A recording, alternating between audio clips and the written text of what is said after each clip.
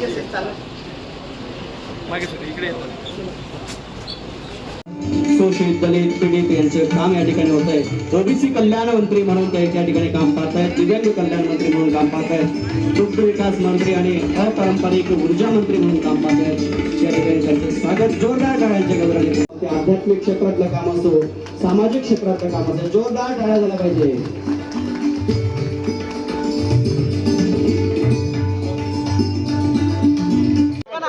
अरे कॉमन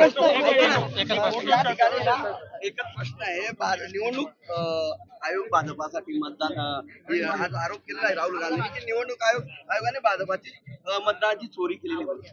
मला एक सांगा, लोकसभेच्या वेळेस ज्यावेळेस काँग्रेसचे जास्त खासदार निवडून आले त्यावेळेस ते म्हणले नाही का की चोरी झाली, हे झाली.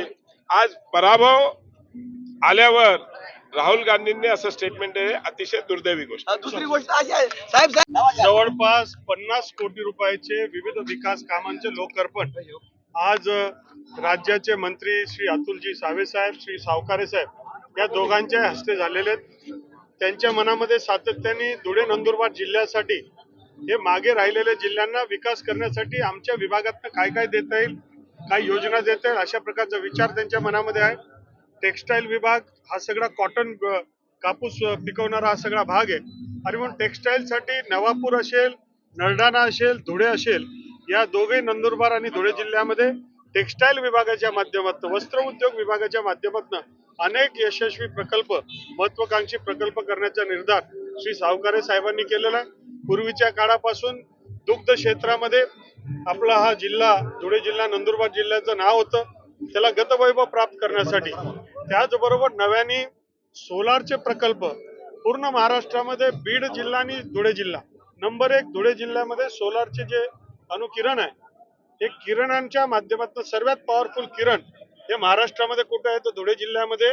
आणि म्हणून अतुलजी सावे साहेबांची इच्छा आहे की दुग्ध क्षेत्रामध्ये आणि सोलार क्षेत्रामध्ये धुळे जिल्ह्याला फार मोठं बळ द्यावं. त्यांनी इथपर्यंत सांगितलं की कुठलाही प्रकल्प आला तर 24 ते 48 तासामध्ये त्याचा मान्यता ते देण्याची तयारी त्यांनी दाखवली. आणि म्हणून महाराष्ट्र हे डबल इंजिनचं सरकार आहे आणि त्या माध्यमातून देवेंद्र फडणवीस साहेबांच्या नेतृत्वाखाली दोघंही उपमुख्यमंत्री शिंदे साहेब, अजितदादा यांच्या नेतृत्वाखाली विकास होतोय.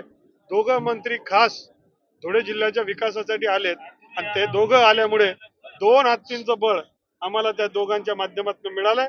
पुढच्या काळामध्ये धुळ्यामध्ये मोठा विकास होईल आणि त्या दोघांमध्ये या दोघंही मंत्री अतुलजी सावे आणि सावकारे साहेब यांचं मोठं योगदान होईल.